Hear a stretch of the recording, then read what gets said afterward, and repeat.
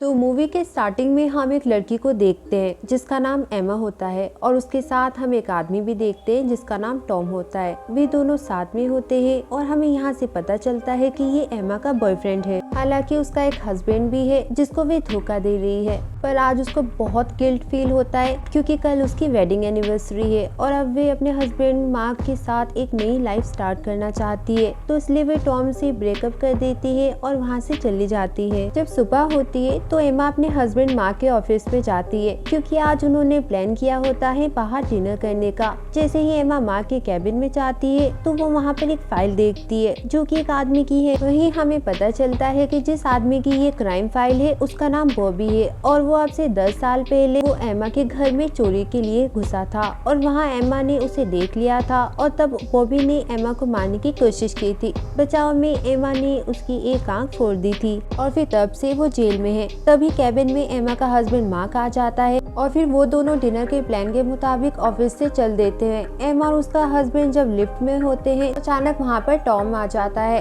दरअसल टॉम को मार्क से किसी प्रोजेक्ट के बारे में बात करनी होती है क्योंकि वो मार्क का जूनियर होता है। उसे देखकर एमा बहुत डर जाती है। फिर टॉम थोड़ी देर बाद वहाँ से चला जाता है। वो दोनों एक रेस्टोरेंट में डिनर करने जाते हैं। वहाँ पर मार्क एमा को एक बहुत महंगा डायमंड नेकलेस पहनाता है। फिर डिनर के बाद मार्क एमा को एक और सरप्राइज देने का कहता है। वे एमा की आंखों पर पट्टी बांधकर उसे बहुत खूबसूरत जगह शहर से दूर लेकर जाता है। एमा वहाँ पहुँचते ही अपनी आंखों की पट्टी खोल देती है और देखती है कि वो एक लेक हाउस में है जहाँ पूरा घर लाइट से सजा हुआ है। मार्क वहाँ पर एक रोमांटिक सॉन्ग भी प्ले करता है और बहुत इमोशनल होकर एमा से कहता है कि कल से हम एक नई लाइफ स्टार्ट करेंगे और हमेशा खुश रहेंगे। ये सुनकर एमा बहुत खुश हो जाती है और फिर वो दोनों एक अच्छा टाइम स्पेंड करते हैं। जब सुबह होती है और एमा उठती है तो वो अपने हाथ हथकड़ी से बंधे हुए देखती है और सामने अपने हस्बैंड को देखती है जो बहुत गुस्से में था और वे तभी अपने आप को शूट कर लेता है। ये देखकर एमा बहुत डर जाती है और वो अपने हाथ से हथकड़ी खोलने की कोशिश करती है क्योंकि हथकड़ी से दूसरी साइड मार्क का हाथ भी बंधा हुआ था, लेकिन हथकड़ी नहीं खुलती। एमा फिर घर के लैंडलाइन फोन से पुलिस को कॉल भी करने की कोशिश करती है लेकिन फोन तो डेड होता है। फिर वे गन से अपनी हथकड़ी की चेन भी तोड़ने की कोशिश करती है पर उसमें भी गोली नहीं होती है। फिर एमा मार्क की बॉडी को घसीटते हुए नीचे ले जाती है। वहाँ वे अपने फोन से पुलिस को कॉल करने की कोशिश करती है लेकिन उसका फोन भी मार्क ने पहले से ही खराब कर रखा था और इसी सीन से हमें पता चलता है कि मार्क ने एमा को जानबूझकर इस जगह पर फंसाया है और वे पहले से ही टॉम और एमा के बारे में जानता था। इसलिए उसने अपने मरने के बाद एमा के वहाँ से बाहर निकलने के सारे रास्ते बंद कर दिए थे।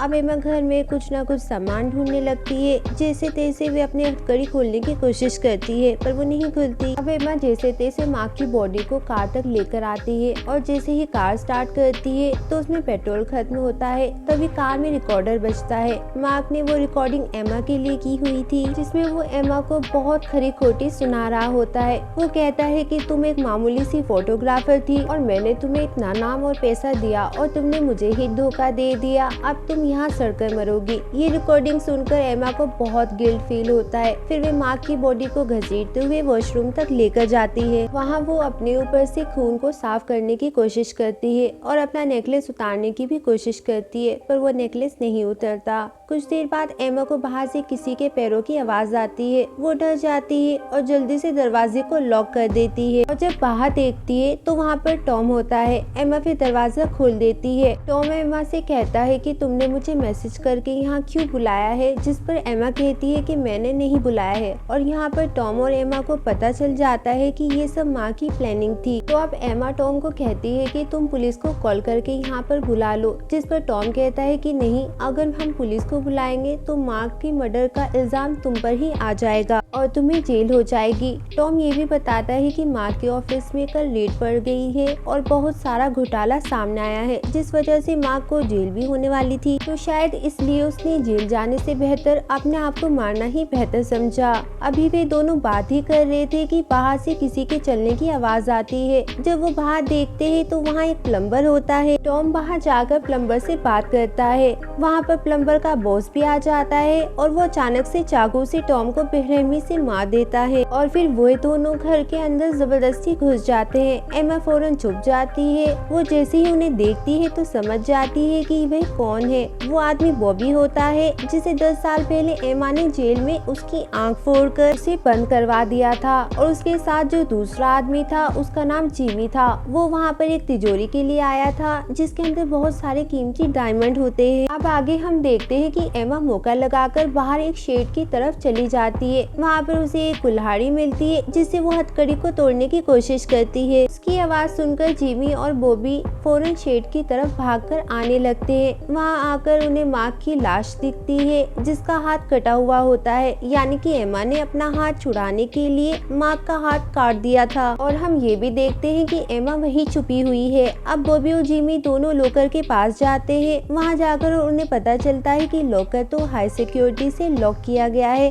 और किसी पासवर्ड या फिंगरप्रिंट से ही खुलेगा। तो इसलिए वो डिसाइड करते हैं कि वो मरे हुए मार्क को और एमा को ढूंढकर वहाँ पर लेकर आएंगे। उधर हम देखते हैं कि शेड के अंदर एमा को कुछ फ्यूल मिल जाता है जिसे वे फौरन अपनी कार के पास ले जाती है और फ्यूल कार में भरने लगती है। तभी बॉबी एमा को ढूंढता हुआ घर के बाहर आ जाता है। जैसे ही वो कार के पास जाता है तो कार में फ्यूल भर रहा था ये देखता है और समझ जाता है कि ये एमा ही कर रही है। तो वो सभी टायरों का पंचर कर देता है ताकि एमा वहाँ से ना भाग सके। और वहीं हम एमा को कार के नीचे छुपी हुई देखते हैं। जब बॉबी वहाँ से चला जाता है तो एमा मौका लगाकर घर के बेसमेंट में छुप जाती है। एमा बेसमेंट में अब धीरे धीरे चल रही थी ताकि उसकी आवाज कोई ना सुन सके, लेकिन जिमी को उसके वहाँ होने का शक हो जाता है। तभी एमा कार का बटन दबा देती है जिससे कार बीट करने लग जाती है। बॉबी और जिमी दोनों भागते हुए फौरन कार के पास जाते हैं। वहीं घर के अंदर एमा मौका लगाकर ऊपर रूम में छुप जाती है। अब हम देखते हैं कि बॉबी को बहुत गुस्सा आ जाता है। वो घर के अंदर आता है और एमा को ढूंढने लगता है क्योंकि वे समझ गया था कि एमा ने उन्हें कार की भीड़ से डिस्ट्रैक्ट किया है। फिर बॉबी एमा को ढूंढता हुआ एक रूम में जाता है जहाँ एमा मौका लगाकर उस पर जोरदार हमला कर देती है और बॉबी वहीं बेहोश हो जाता है। उसकी आवाज सुनकर जिमी भी वहाँ पर आ जाता है और एमा उस पर भी हमला कर देती है और वहाँ से भाग जाती है। जैसे ही वे अपने कार में बैठती है तो अचानक वहाँ पर बॉबी आ जाता है और कार का शीशा तोड़कर एमा को बाहर घसीटता हुआ ले जाता है और फिर एमा को बहुत मारता है। वे बेचारी बेहोश हो जाती है। फिर जब उसे होश आता है तो वो लॉकर वाले रूम में होती है। वही माँ की बॉडी भी पड़ी हुई होती है। वो भी एमा से पासवर्ड मांगता है। एमा अपनी जान बचाने के लिए पासवर्ड बता देती है, लेकिन वे लॉक तब भी नहीं खुलता है। अब बॉबी को बहुत गुस्सा आ जाता है। वो गुस्से में एमा की उंगलियां काटने वाला ही होता है। तभी जिमी को वहीं रखी गन मिल जाती है। वे गन अपने भाई की तरफ करके कहता है कि तुम ऐसा नहीं करोगे, तुम इसे नहीं मारोगे क्योंकि मैं नहीं चाहता हूँ कि हम दोनों सच में कातिल बन जाए। और फिर एमा की हथकड़ी भी वे खोल देता है। जैसे तैसे बहुत सारे पासवर्ड ट्राई करने के बाद लॉकर आखिर खुल ही जाता है, पर उसके अंदर कुछ भी नहीं होता है। बस एक छोटी सी स्लिप होती है जिसमें लिखा होता है कि डायमंड तो दिल के बहुत ज्यादा करीब है। अब इस बात से वो भी अंदाजा लगाता है कि दिल के किसके करीब होगा, तो उसे समझ आ जाता है कि ये जरूर एमा की ही बात हो रही है और जो उसने नेकलेस पहना है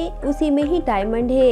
एमा उनसे बहुत कहती है कि उसने नेकलेस को उतारने की बहुत कोशिश की है लेकिन वे नहीं उतर रहा है। तो अब जिमी उसके नेकलेस को उतारने की बहुत कोशिश करता है लेकिन वो नहीं उतरता। फिर बॉबी कहता है कि अब तो एक ही रास्ता है कि हमें एमा का गला काट कर नेकलेस निकालना होगा। जिमी बॉबी को बहुत रोकता है कि तुम ऐसा नहीं कर सकते और फिर दोनों के बीच में हाथापाई हो जाती है और उसी दौरान जिमी की टक्कर दीवार से लग जाती है और वो वहीं मर जाता है। अब बॉबी अपने भाई की मौत देखकर बहुत गुस्से में आ जाता है और उसके मरने का दोष सिर्फ एमा को ही देता है और अब वे एमा को किसी भी हालत में बहुत बुरे तरीके से मारने के लिए आगे बढ़ता है। एमा के हाथ में एक औजार आ जाता है। वो बहुत जोर से बॉबी की फेस पर मारती है जिससे बॉबी थोड़ी देर के लिए बेहोश हो जाता है और एमी बॉबी का हाथ माँ के हाथ से हथकड़ी से बांध देती है और वहाँ से भाग जाती है। गाड़ी स्टार्ट करके वहाँ से जाने लगती है लेकिन तभी उसके सामने बॉबी आ जाता है। एमा बॉबी को बहुत जोर से टक्कर मारती है और वो बहुत दूर जाकर गिरता है। एमा को भी कुछ दूरी पर गाड़ी रोकनी पड़ती है क्योंकि आगे लेक पर बर्फ होती है। फिर बॉबी भी माँ की लाश को घसीटता हुआ उसके पास आ जाता है और एमा को मारने लगता है। फिर वहाँ की बर्फ टूट जाती है और वो सब पानी के अंदर चले जाते हैं। लेक का पानी बहुत ठंडा होता है और पानी के अंदर भी बॉबी लगातार एमा को मारने की कोशिश कर रहा था। वहाँ पर एमा की किस्मत अच्छी थी कि उसके हाथ में बॉबी का चाकू आ जाता है जिससे वो बॉबी की दूसरी आंख दोबारा से फोड़ देती है।